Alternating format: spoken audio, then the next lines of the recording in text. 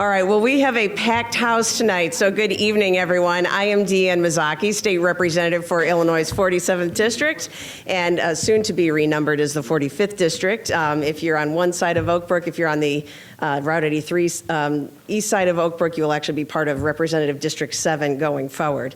But we're here tonight to talk about some of the things that are going to be happening from a public safety perspective as a consequence of what was passed by Springfield that's called the Safety Act. It was passed in a lame duck session as part of the 101st General Assembly. The bill number, if anyone's interested, is HB 3653. And at the end of the, we'll post this on our website as well, and we're recording it tonight. So if you need any additional information, or you want to go back and hear anything further, you'll be able to get that. But the Safety Act was passed in a lame duck session. It passed by the bare minimum of 60 votes. I was there on the floor, and in fact, normally when we're passing bills in Springfield, it's a pretty quick process. The person who's sitting in the chair position says, "Have all voted who wish, have all voted who wish, have all voted who wish. Clerk, please take the roll." And on this one, the clerk said, "Have all voted who wish, have all voted who wish, have all voted who wish." And they held the voting open.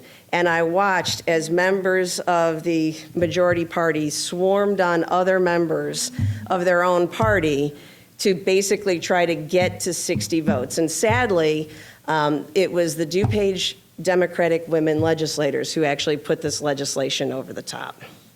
So while while you're hearing a lot of things on, oh, we care about your safety here in DuPage, this act wouldn't be going into place if it wasn't for legislators in DuPage County.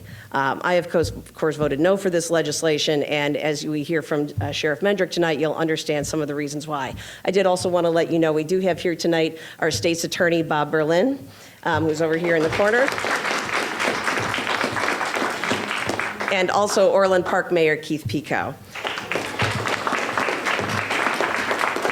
So I will obviously be here to answer questions about some of the specific language in the Safety Act, as can State's Attorney Berlin if we need him.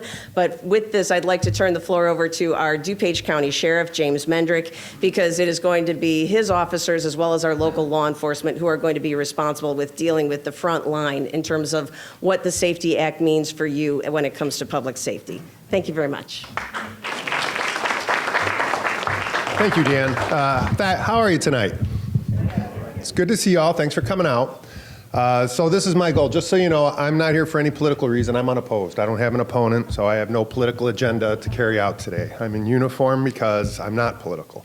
So this is just concern as a culture, as a policeman. I've been a cop 26 years. I worked up through the ranks, and at 23 years, I got elected as sheriff, and I've been sheriff for almost 4 years. Since I've been elected, we have almost 500 employees. Actually, it's 501. I haven't had one use of force complaint from against one officer from any citizen since I've been elected. So no use of force complaints. We're a clean agency. I have the only correctional facility in this county too, so all the detainees, arrestees come to my jail. So with that being said, we have a big challenge. 80% of the people who come to our doors are high on substance, whether it's heroin, fentanyl, alcohol, you name it. Half of those are self-medicating. They're commingled with mental health issues, and people self-medicate with narcotics and alcohol to treat themselves. So we have to unravel that when they come through the door. It usually takes us a good 30 days of medicated assisted treatment and recovery with rigorous detox programs, everything from methadone to Suboxone if needed, as a weaning method, not as a lifestyle.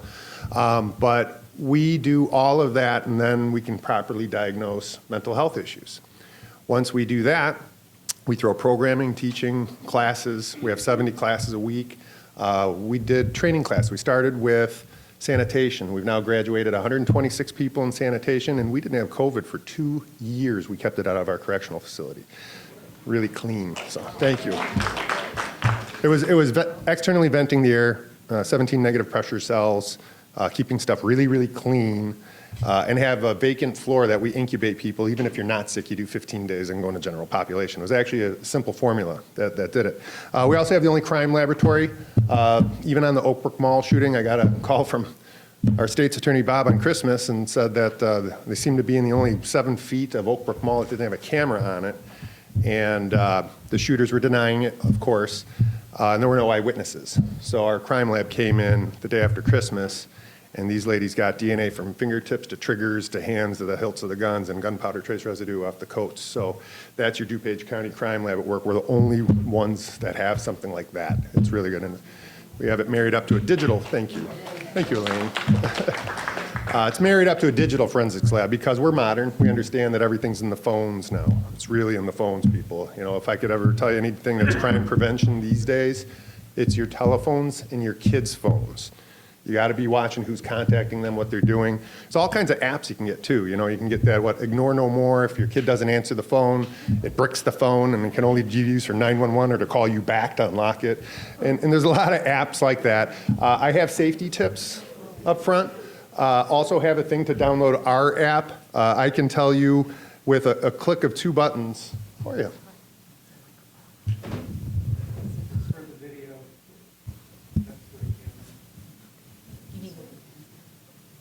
Okay.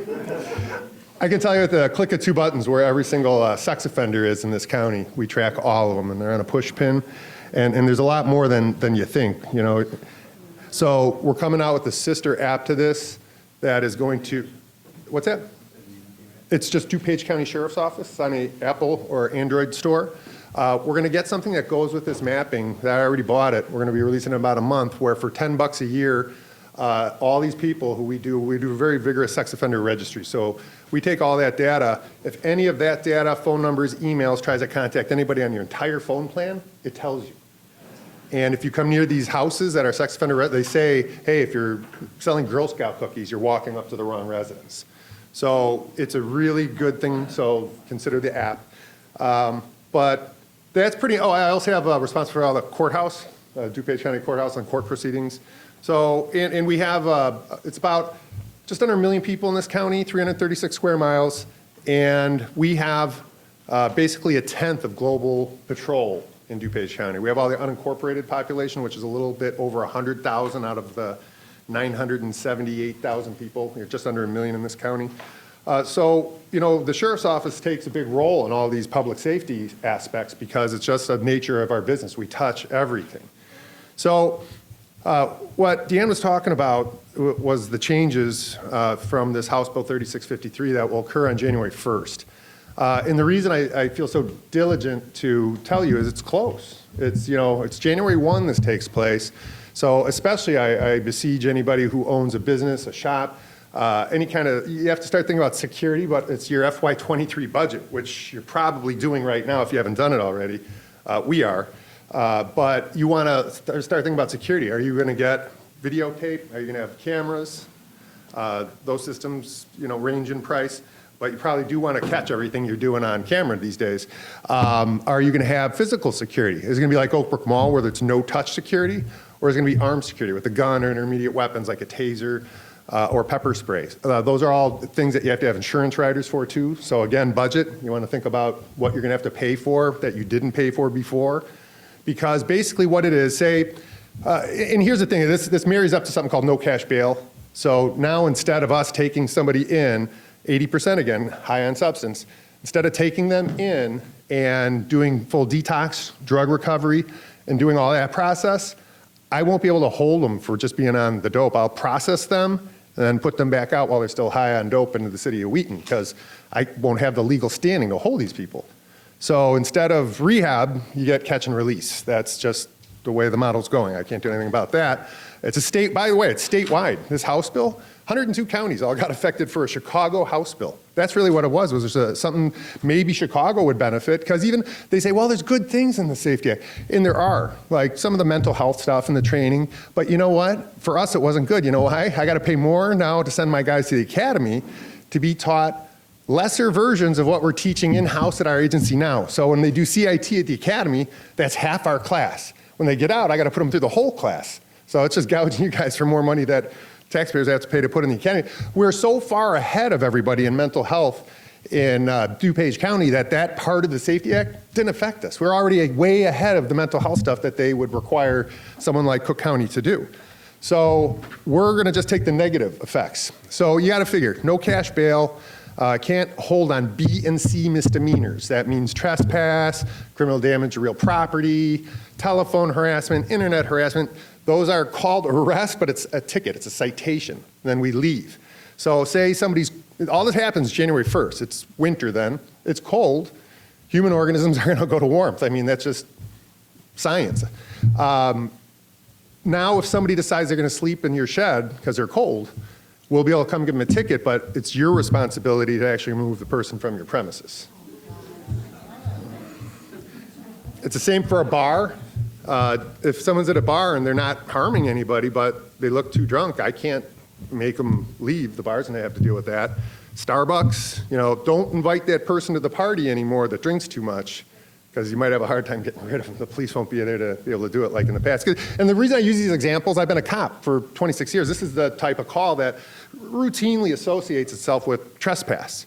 You're gonna have people showering in bathrooms of stores. You're gonna have a lot of that kind of stuff where we get calls on that all the time and we can resolve those. And I'll be honest, as a patrolman, I resolved almost every trespass in my entire career with the threat of arrest. Just the threat. He's gonna sign a complaint on you if you don't leave, and I have no choice. If he signs it, I don't wanna arrest you, but I gotta, if he signs it, and then they leave. That's just how our business works. But that's gonna be taken away from us. It's gonna be a different world where, somebody throws a rock through the window, it's a criminal damage of property. That's not arrestable, that's a ticket. And then when you have these Hatfield-McCoy neighbor scenarios, I can't wait to see what happens there when they can start damaging each other's houses, and it's only gonna be a ticket. A lot of these things are gonna manifest, and you're gonna have a larger homeless population. A lot of these people are destitute. They're gonna be either, 80% were coming in high on substance, so that probably will continue without treatment or some type of what we call in our continuum of care an intervention. When we arrest you, it's not a punitive model that we have. It's a correctional facility. We correct behavior, and we're pretty darn good at our recidivism rates. People going through our programming, the repeat offenders, 75 down to 15%, but the heroin one, a lingering 90% that we've dealt with for so long through our programming comes all the way down to 18%. And that's jobs. That was the big thing. Truck driving, welding, tiling, drywalling, horticulture, indoor, outdoor. We're probably on mark to feed 60,000 families through food programming that we're doing at the sheriff's office. We have 350 chronically elderly impoverished that we feed twice a month. And then we found out that they were feeding their food to their pets because they didn't have money for dog food and cat food. So we found a partner now that's gonna give us dog and cat food to put in with the monthly meals. So we've really become a community type of agency. We don't do and have a lot of the problems that some of these other agencies, I guess they felt need fixing. We're different in DuPage. I hate to say it like this, and I'm gonna brag now. We're better than everybody else, guys.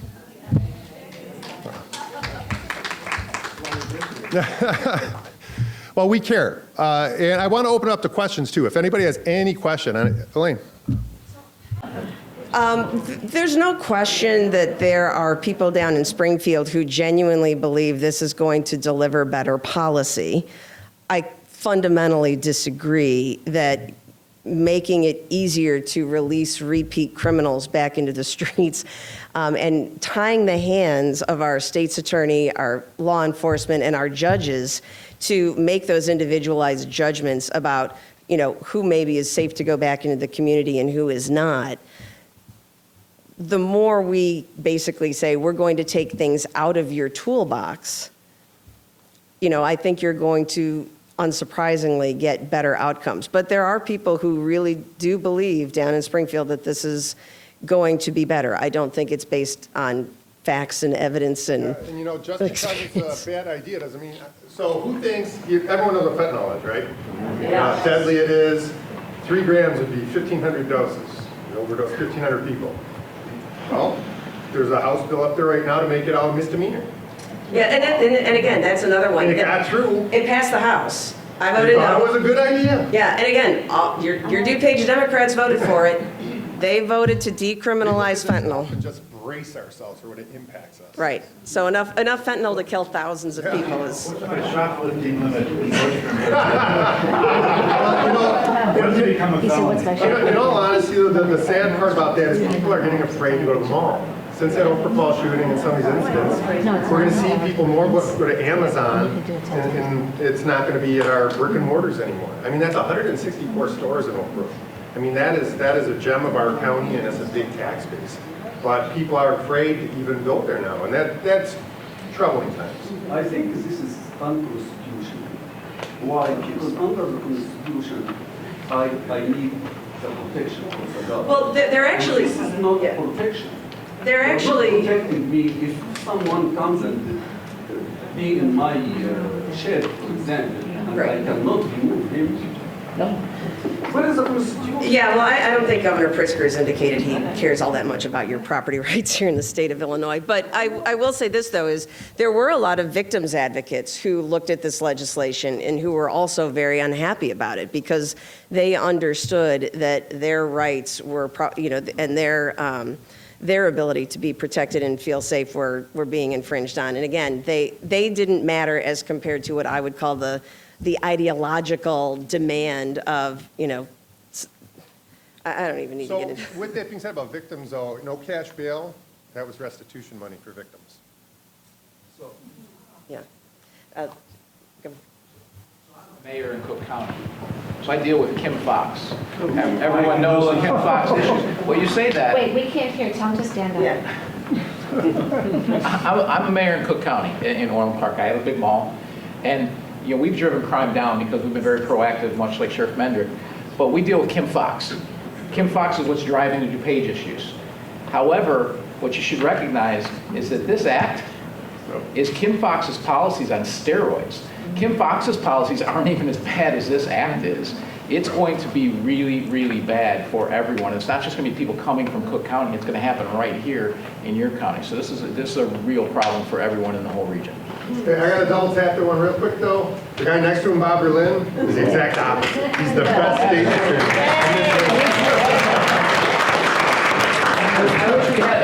Sorry, I'm going to get a woman in the back and then we'll be. We were rather heartened when we saw a couple of carjackers caught in DuPage County given bails that were gigantic. Yay.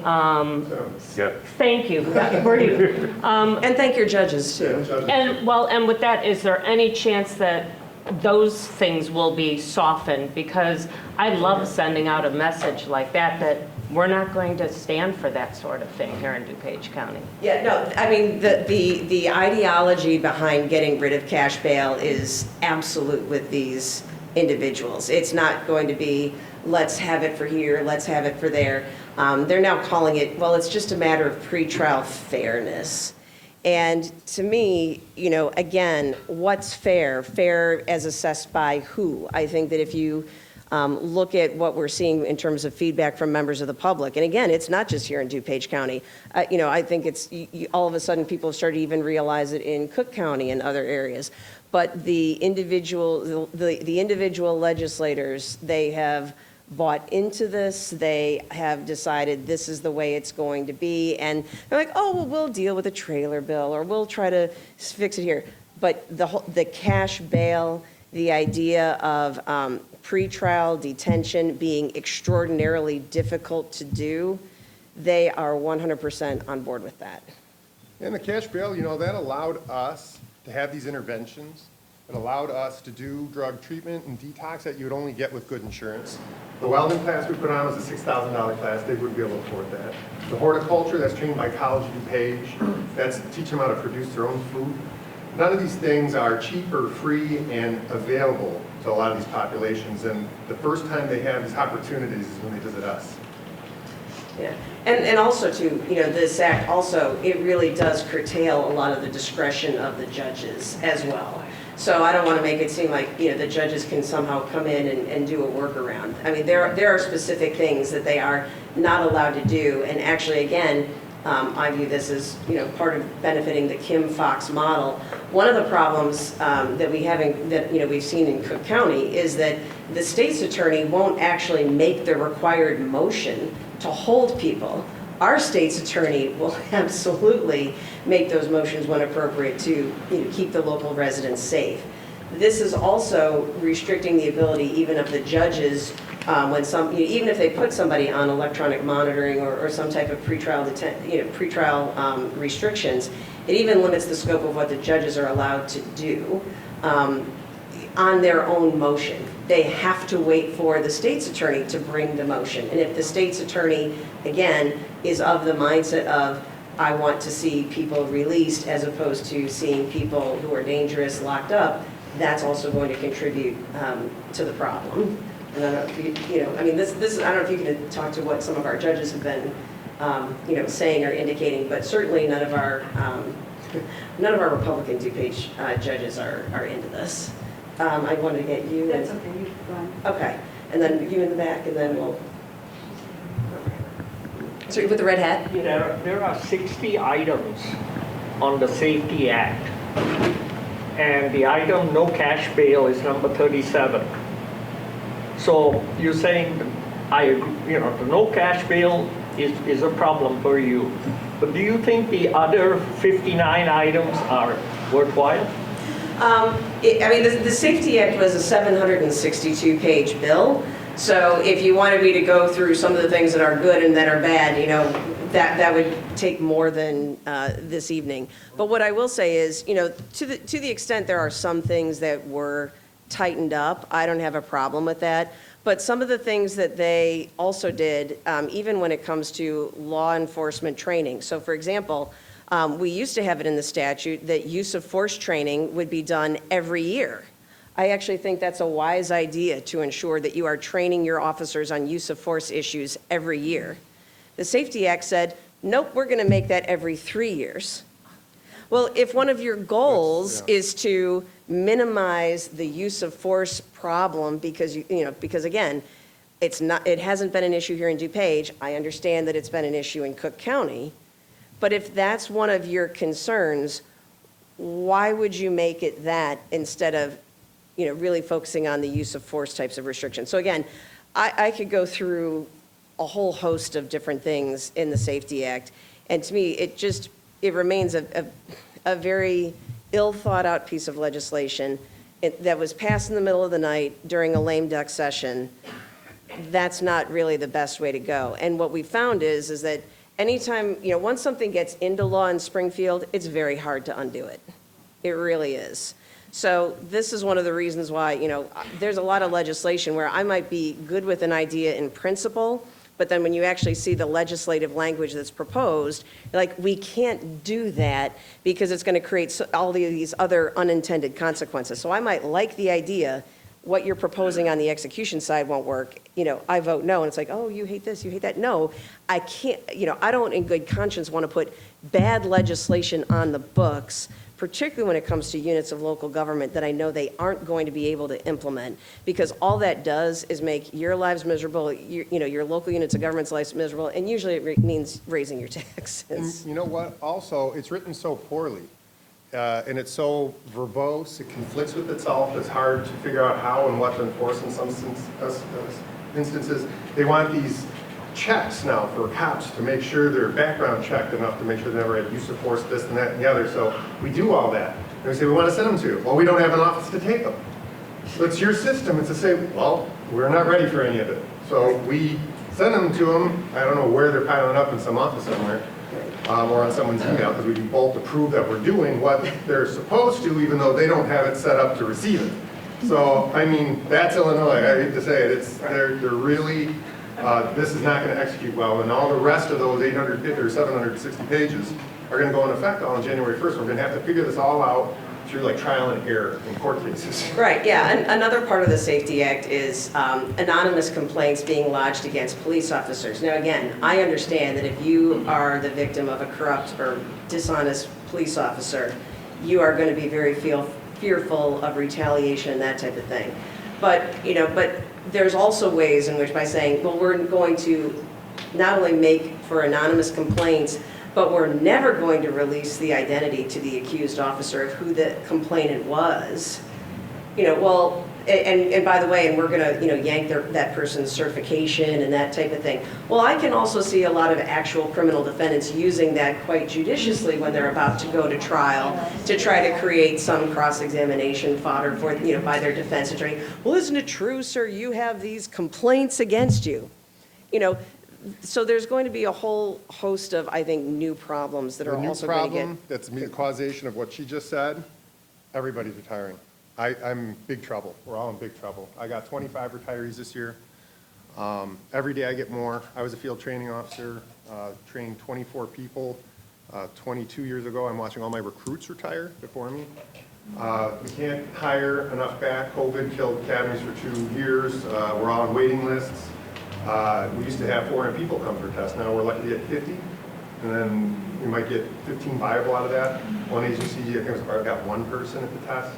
Yeah. So we are going to have global police problems. In the next 2 years, there'll be 20% less police to deal with all these new problems. It's just, it's the one thing I haven't been able to figure out. We're recruiting, we're doing laterals, hiring straight into the jail, straight into the courthouse, straight into patrol. I'm hiring, in fact, anybody that knows anybody who needs a job, I'm serious, I'm dead serious, this is how desperate I am. That app I told you about, it's one button in every single application procedure for every position right there, right there. So if you know anybody who does want to get into the field, please, we're desperate. Honest people. If you're 21 years old, we don't age discriminate. If you can pass the power test, you're in. Yeah, no, but I do want to say though is that one of the audience members brought up, well, was this a defund the police bill?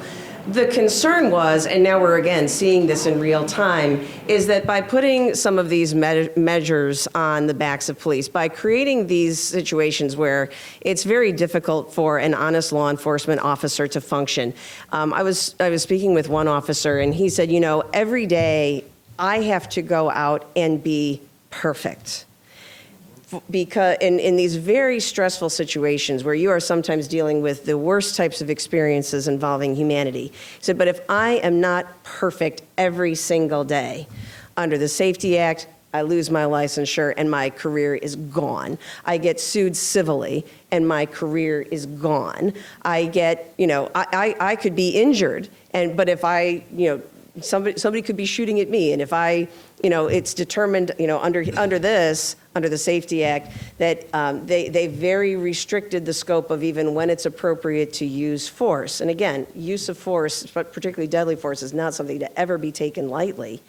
But to put law enforcement into the idea of, well, if after a reasonable and considered viewpoint based on the totality of the circumstances, you think maybe use of force was the only option available to you, well, then we'll make it okay. These are officers who are making decisions in split seconds as to, And you know what, to capitalize on what she's saying here, you guys are going to get to experience it.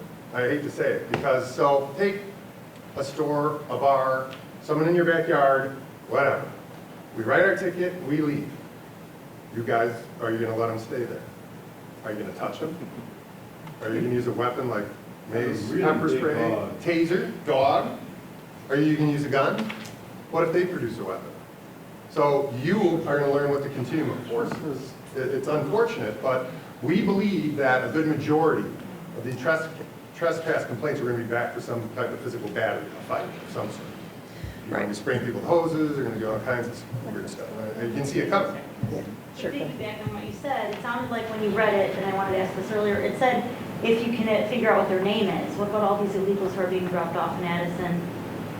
So if you don't have their name, you can't write the ticket, so maybe you can take them out of their Well, back. you could then take them to the correctional facility or a police department for identification, then process them and then release them.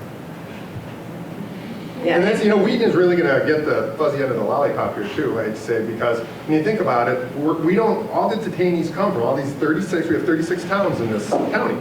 So 36 towns will bring their detainees to us, but they're all going to be released at a central location because we don't bring them back to Bartlett and Naperville and Downers. It's a taxi service. So they're going to be let go right in that county complex. Let me say that this, no question, crime is up overall, but last year, our robberies, our armed robberies, and our burglaries in the county were down over 30%.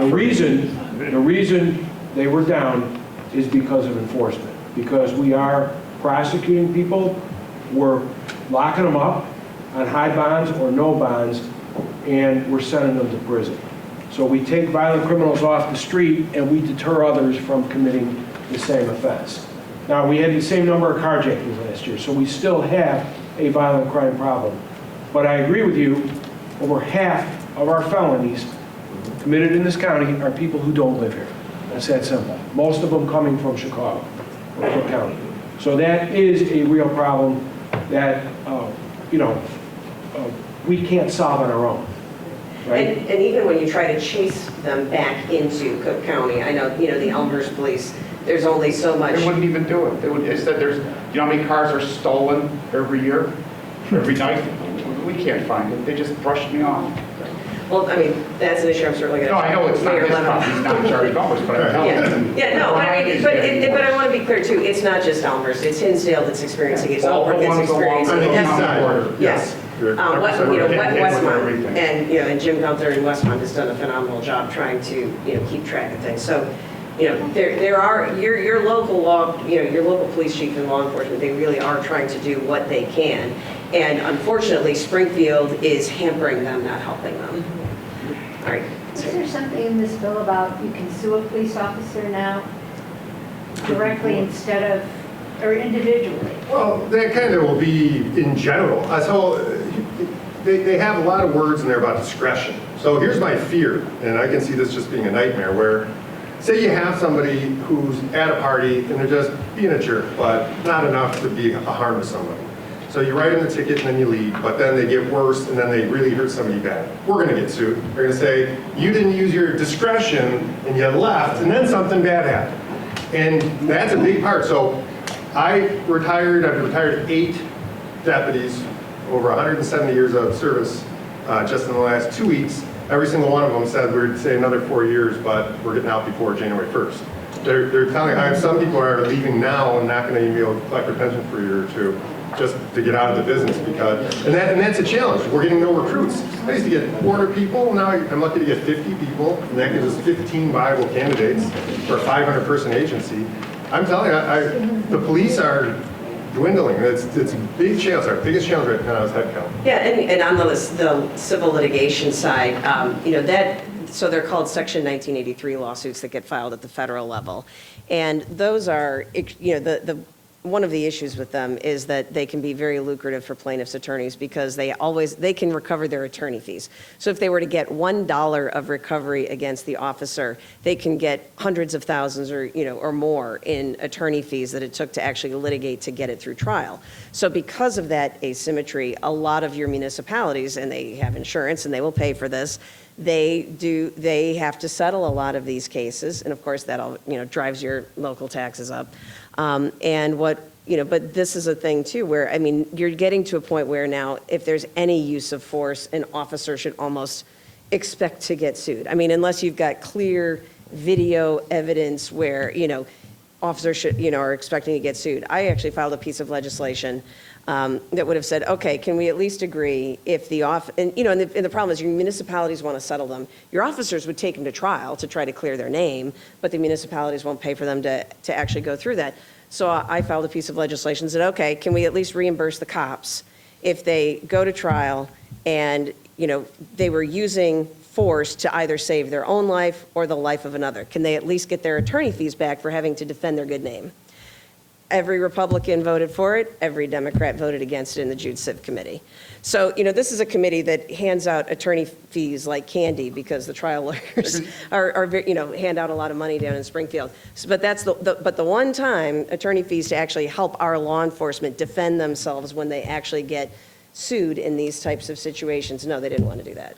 And you should see when they say anonymous complaints, it's like, so if you break up with your girlfriend or your boyfriend, they could call and make 5 complaints. Every single person you arrest will have 5 or 6 people make use of force complaints. Then, no matter what, he's got 6 use of force complaints against him, even if they weren't verified.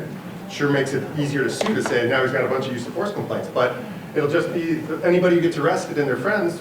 Why wouldn't you just make frivolous complaints and keep stacking them up, and maybe it'll help you in court? That's just how this is going to mutate. That's why this is 760 plus pages of things that we really don't understand how this is going to roll out right now. Right, and even, as another example, in connection with the procedures so they've created this procedure at the state level to certify officers, And they mainly created that so that they can also decertify officers.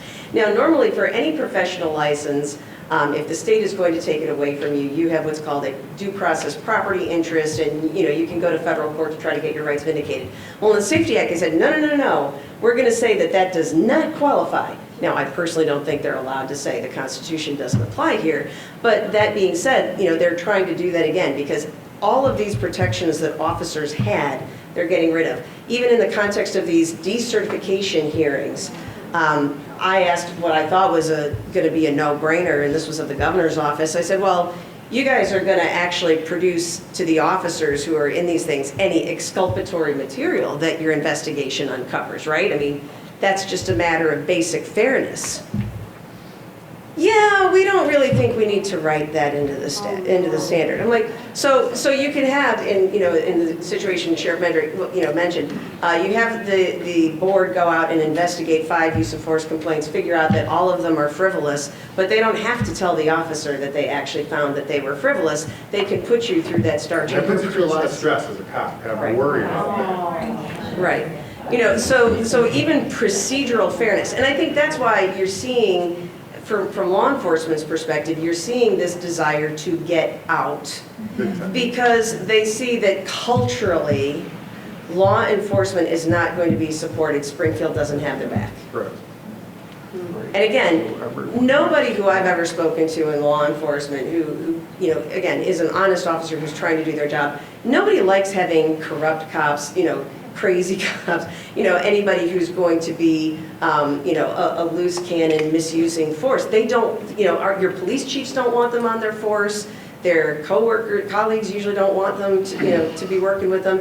And they tend to get weeded out fairly quickly. Now, Chicago's a different, universe, again, because there's so much in terms of patronage hiring and that type of thing. But again, this is a bill that I think it was designed to try to address Chicago problems, and it's going to create a world of hurt for the rest of the state. So, you know what, with that, I got to ask one question just to kind of validate what you just said.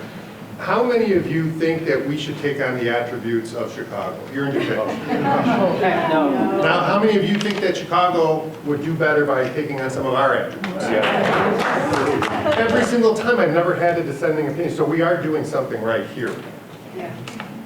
Sorry, How are they going to enforce this? How can they force you? Would they pull your funds?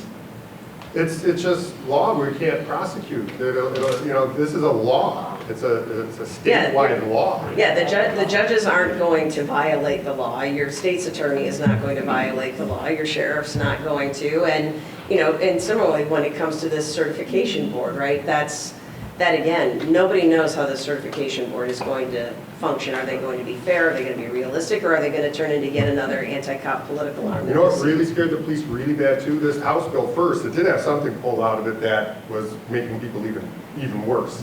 The same way they want to take away what's called qualified immunity.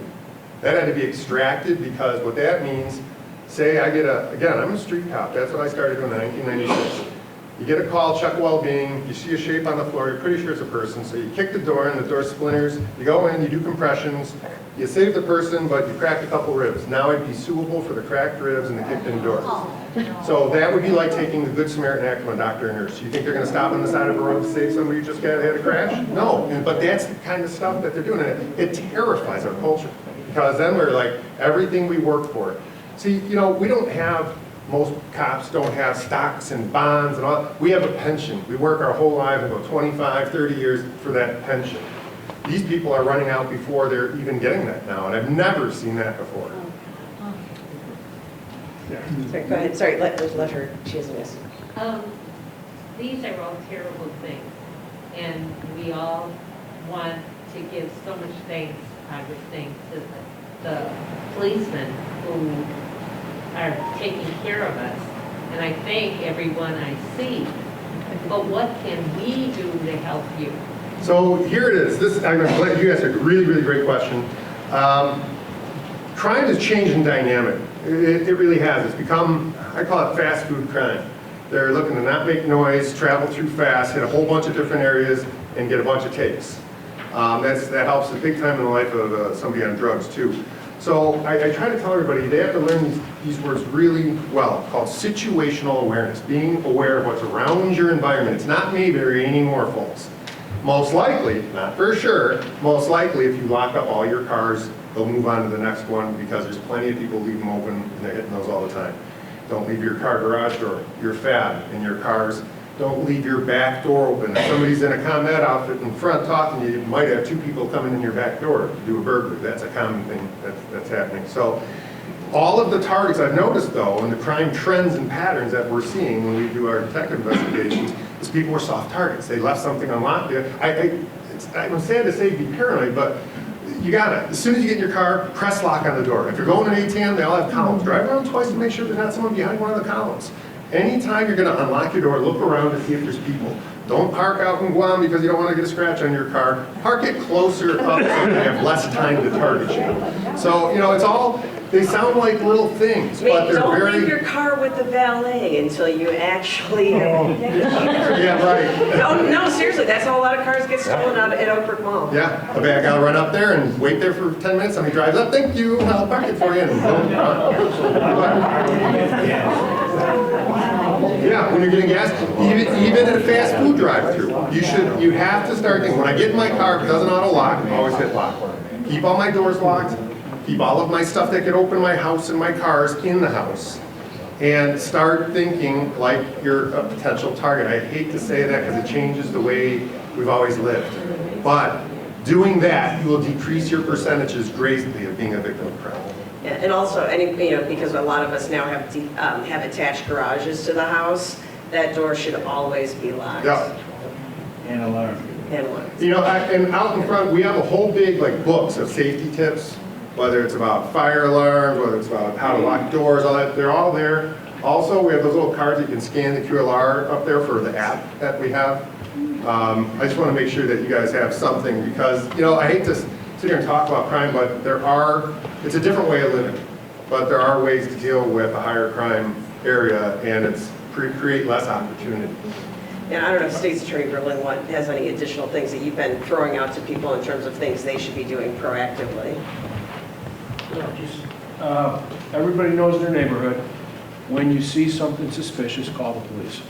It's that simple. Doesn't have to be a crime. We'd rather come and have it be somebody walking their dog and then we check it and we leave. That's great. We'd rather not have you not say something and that turned out to be a burglary. And I will say one thing I want to stress too with crime. The biggest thing you have to worry about, especially with children now, is the use of these, okay? This is where bad guys, their whole goal is to get kids on apps and remove them from your home and get them to meet them somewhere else.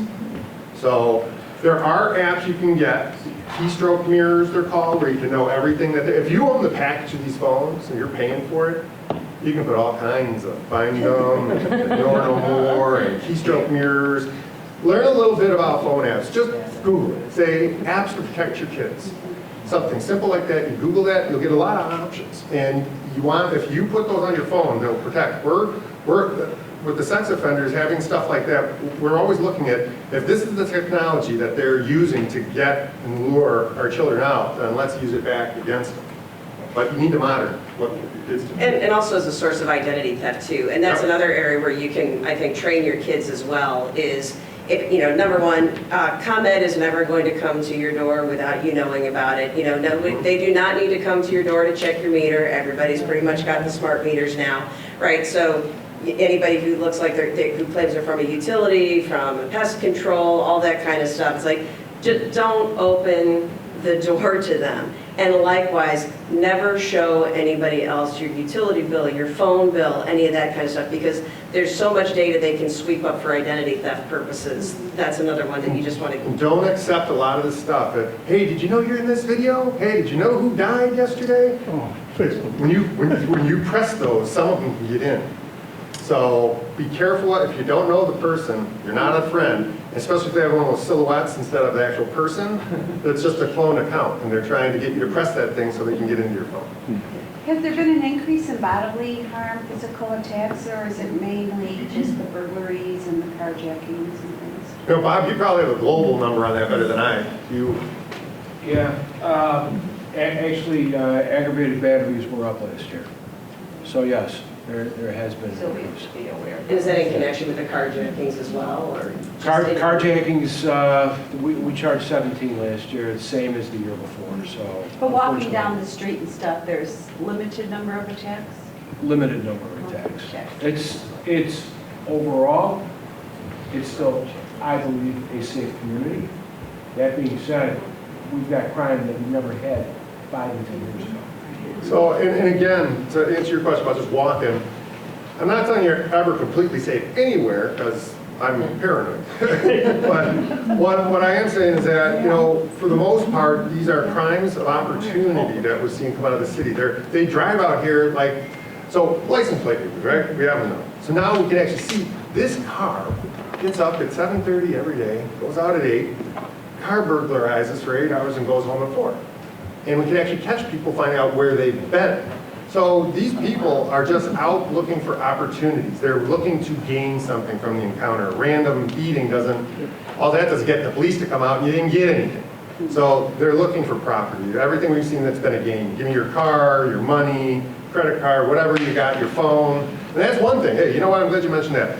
The days of doing this, I really, while you're walking into Jewel, you know, at the very easiest, somebody could snatch it and be gone and run away on you. So put this in your pocket when you're walking to and from places. It's just, you know, you're gonna lemming right off the cliff. I mean, it's just, and the kids too. I always tell the kids, because they're always, but it's a different way of living. You have to think more about what surrounds you while you're traveling. Yeah, certainly. What is the incentive for stealing all the phones? Where do they go from the time they're taken? Phones are cleaned off and just repurposed. By other criminals. Yeah. Why are they they stealing catalytic converters on? Yeah, catalytic converters, they can take one of those off in under 30 seconds. That is actually what we're trying to pursue, is where this stuff is going. Who is buying it? Yeah, I mean, a lot of the. I think they're melting it down. Yeah, I mean, a lot of the, there's a lot of actual precious metals that are in catalytic converters, and that can be very valuable. So that's, you know, especially as inflation goes up, you know, no, I mean, it just is. They're hard to mine, they're expensive, so when you can get those, that's just a very simple, small piece, right, that you can get off a car very quickly in 30 seconds or less. You know, you manage to hit, you know, a whole bunch of cars in under an hour, and you could have lots of contraband value-wise in your car. Yeah, and really that's it. So think about it. If they go and they just try to, so I've even seen videos where they never got out of the car. They actually have them to hang out, try doors on an alley, and until point nobody gets out of the car. They're looking for open stuff. So again, lock everything. Question, the federal task force that has been working for a year with our local law enforcement, they've taken a lot of guns off the streets, they've come out with a report. What is your take on the federal task force which went after guns in our area, Southern Illinois, federal task force? There's a whole write-up on how many people they arrested, etc. Sure would like to meet one. Sure, I'll send you the report. Yeah, I'd like to see it, because they haven't told us of any activity. I'll send it to you. So whatever they're doing, it's without telling local law enforcement if they are. Yeah. I've got a question, but when Bob Berlin spoke, we miss you in Clarendon Hills, but are your hands really going to be tied now? I mean, you've been so great at prosecuting all of this. I'm worried about after January 1. So, yes, in many respects, they will be. There are a list of crimes where judges will still be able to detain offenders, but we have to show that they are a threat to a specific named individual. So in some cases, we're going to be able to do that. In the domestic cases, we'll be able to do that. It's going to be a lot tougher in, let's just say, an armed habitual criminal. Somebody with a long background who has a gun, who's the specific person they're a threat to. So it is going to be very difficult, but there are categories of crimes, including robberies, drunk driving, where you kill somebody, all drug offenses. Somebody could be driving a truck full of fentanyl. Judges cannot hold those people.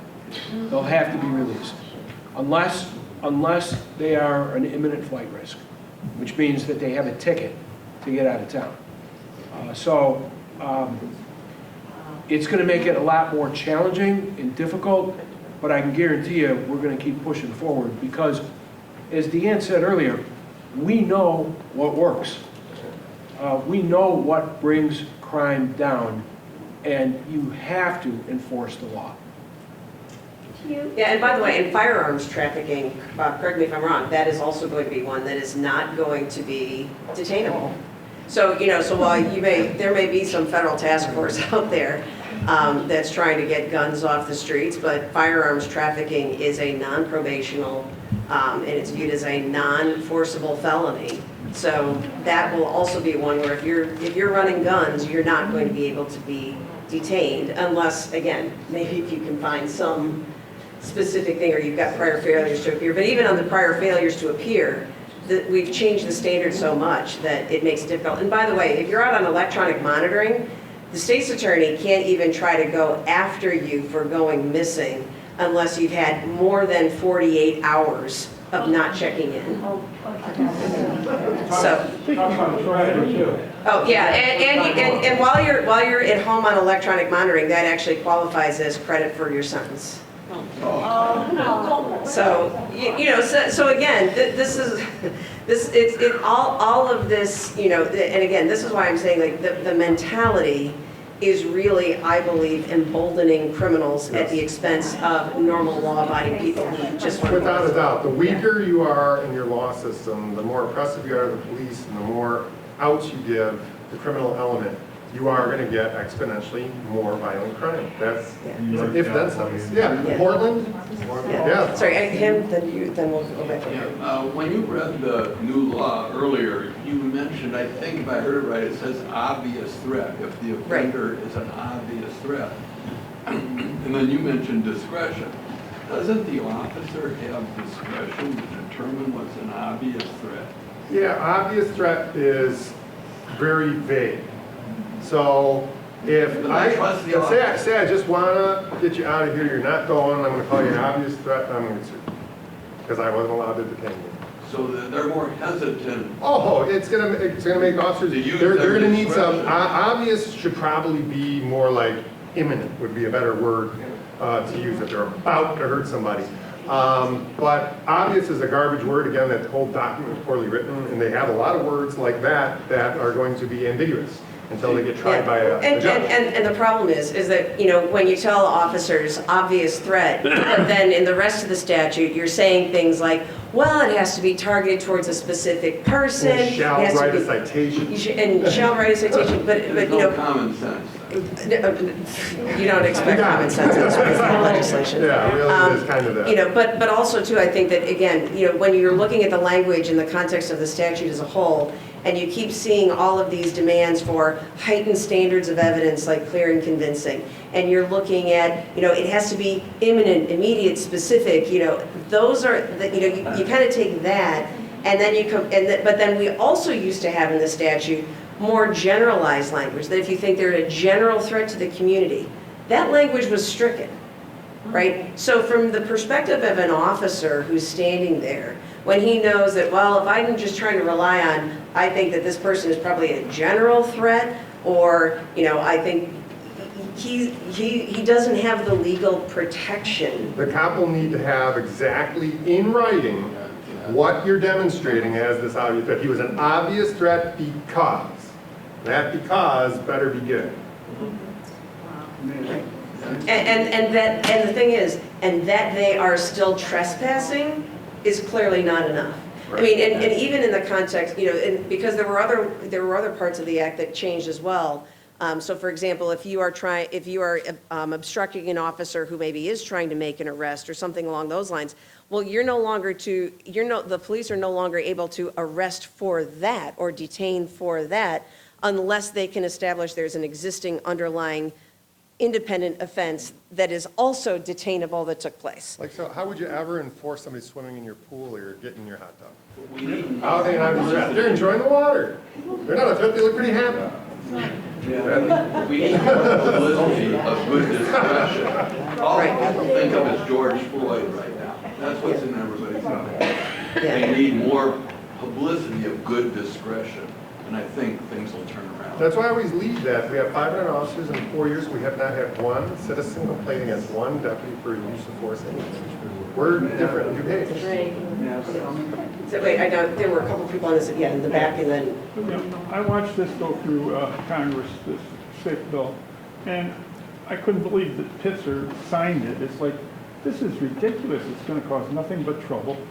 And I keep seeing that it's my son, who was this assistant district attorney in Rockford. He's like, this is going to be nothing but a disaster. And what we're seeing right now is we're going to suffer. We're going to get hurt. We're going to be offended in And it's many scary, different because ways. you're talking Okay? about district attorney. He sees it. Everybody rational understands it when they see it. But what we're going to have to do is, what came to my mind, now that you can't be arrested, you're going to get a citation. Well, I know where my politicians live. I can swim in their pool. I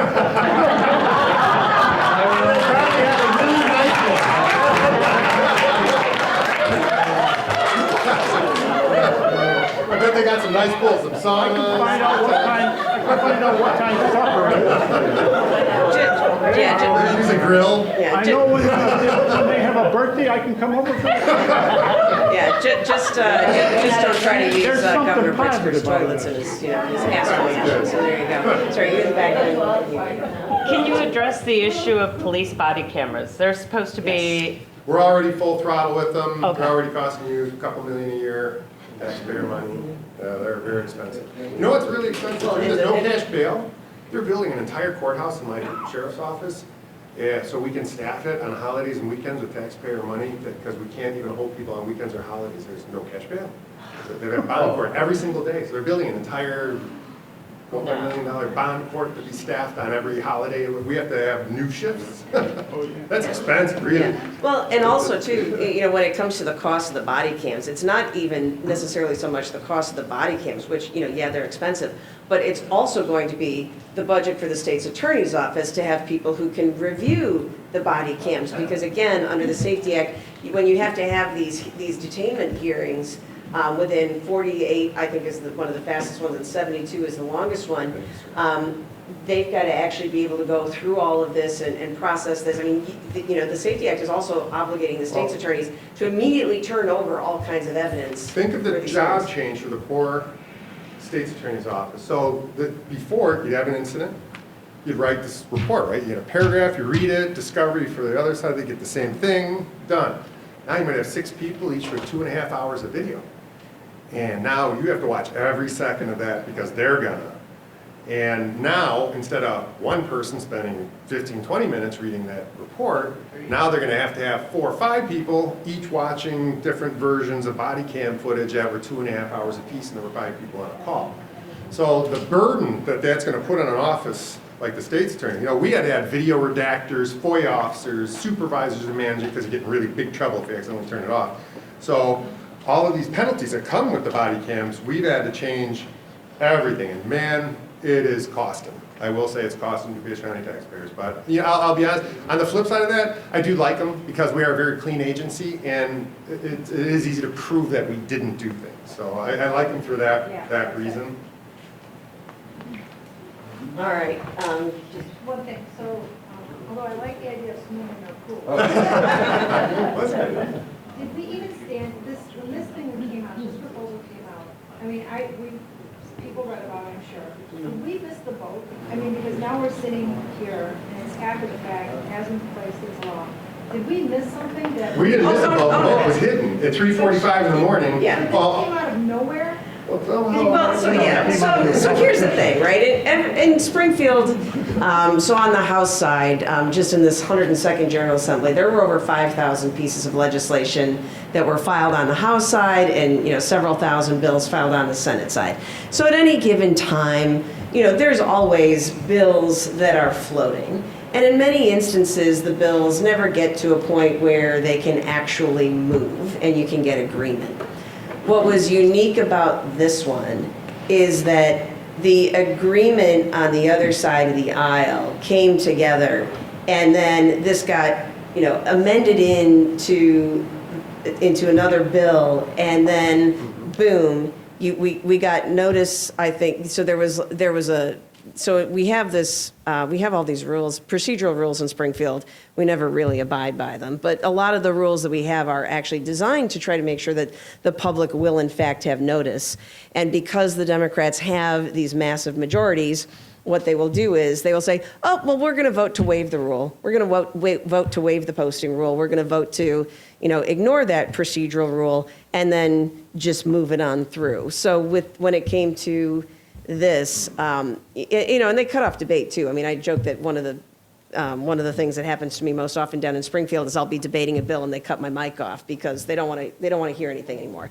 So we have very truncated debate on these as well. So this was an instance where people were working on it. I know the Sheriff's Association was trying to, stop it and make it better. The state's attorneys were trying to stop a lot of this and make it better. And the Democrats cobbled together enough votes in that little window. And again, we didn't think it was going to pass. They brought it forward. And, I'm watching as, group swarms this legislator here, group swarms that legislator there, group swarms that legislator there. And then we were literally saying, call the vote. They didn't have enough votes. Call the vote. Kelly Burke was sitting in the chair at that time, and she refused to call the vote.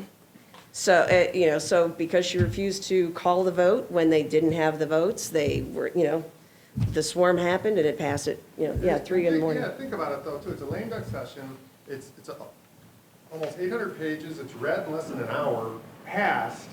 And it was called, it was 3653, but before it was I think it was House Bill 169. But there's these things people do when they don't like it called witness slips, and they put these electronic, you go to the Illinois General Assembly, you do witness slips opposing or opposing a bill. So they had over 20,000, but they needed to look unopposed, so they switched it from 169 to 3653 before the vote, so it looked like an unopposed bill.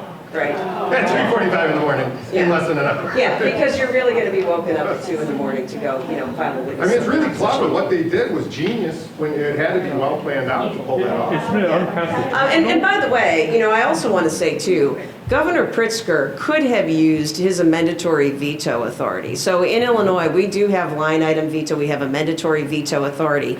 So Governor Pritzker himself could have made a lot of fixes to this bill using his amendatory veto process. And with that, it then would have gone back to the General Assembly to either say yay or nay. He didn't exercise that authority. He happily signed this legislation. He was for it. He signed it. For 102 counties. Yeah. Sure. I just want to say, the only way around any of this is to change Springfield.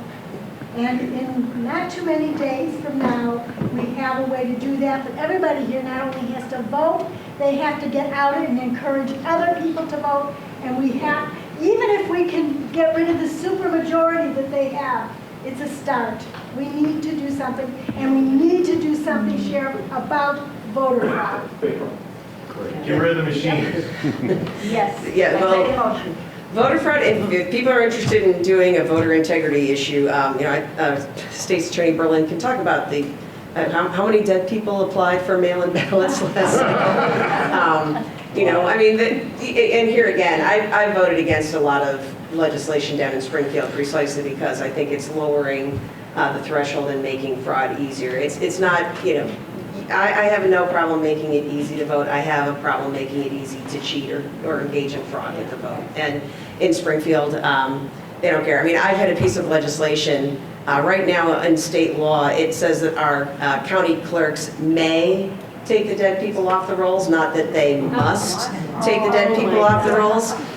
Since I've been in Springfield every year, I've filed that legislation saying they must take it off the rolls, and then also giving an enforcement mechanism, including to members of the public, so that, you can't play games with that.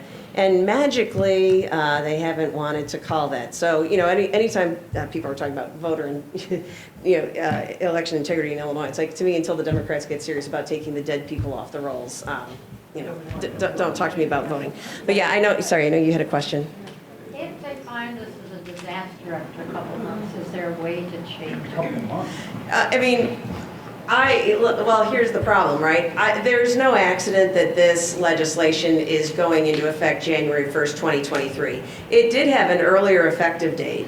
And when legislators went back, who had voted for it, went back to their districts and all of a sudden started getting a bunch of screaming from their locals, they didn't go back and change the legislation. They just said, well, we'll postpone when it gets in. And, you know, that again, Governor Pritzker was totally in for that. So read into that what you will. Important comment. Yeah. First, any law, the power of the law is measured as a chain. It's measured with the strength of the weakest point. So this, any legislation that has weak point is absolutely wrong. And the other point, police works the opposite to the judge. The judge will say he's innocent until proven guilty. The police works in the opposite. He's a potential guilty until proven. Because if you remove this potential, there is no point for the police to go after anyone.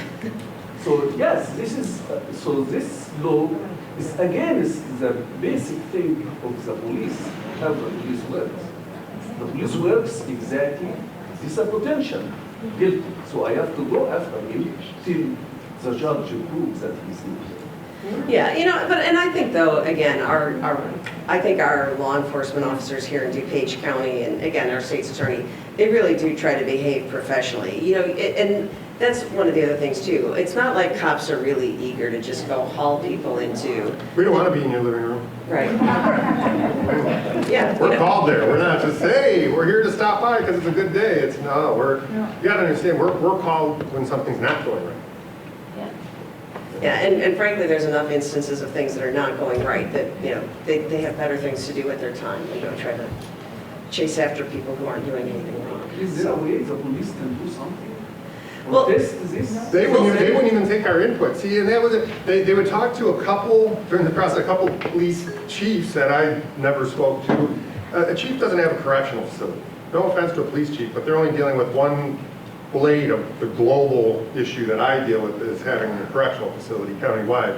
So I tried to talk to some of those senators and they spoke to me on Zoom for about 5 minutes. The rehabilitation stuff seemed to irk them a bit because that was something that they're supposed to be into, but in this they're taking away rehabilitated property. So it was a short conversation and I never got called back. Right. Yeah, no, I mean, when you know, when the ideological train is going, they don't really care that much about input, especially if they think they have the votes. I've seen, like I said, I've seen in Springfield all kinds of bad legislation that ultimately moves, even if you point out all sorts of problems with it, because they're like, yeah, we don't care, we've got the votes, so we don't care about input from the other stakeholders. They don't negotiate if they have the votes. No, if they believe that they can be at 60, and I'm sure Bob's experienced this as well, if they believe they have 60, then, you know, click out, they check out, and they just run with the bill. They you know, and then they're like, you just don't get a good amount of back and forth negotiation down in Springfield. And there will be instances where there will be very important bills, and even Republicans, we will not be invited to a seat at the table. The real negotiation is going on amongst the Democratic stakeholders and legislators, and they don't ask for our input at all. So when you're cut out at the initial stage, the negotiation stage, the committee stage, then all of a sudden we're like, hey, have you thought about this and this and this and this and this?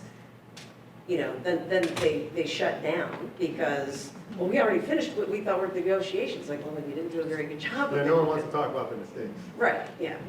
That's just human nature. Right. But, but that's Springfield.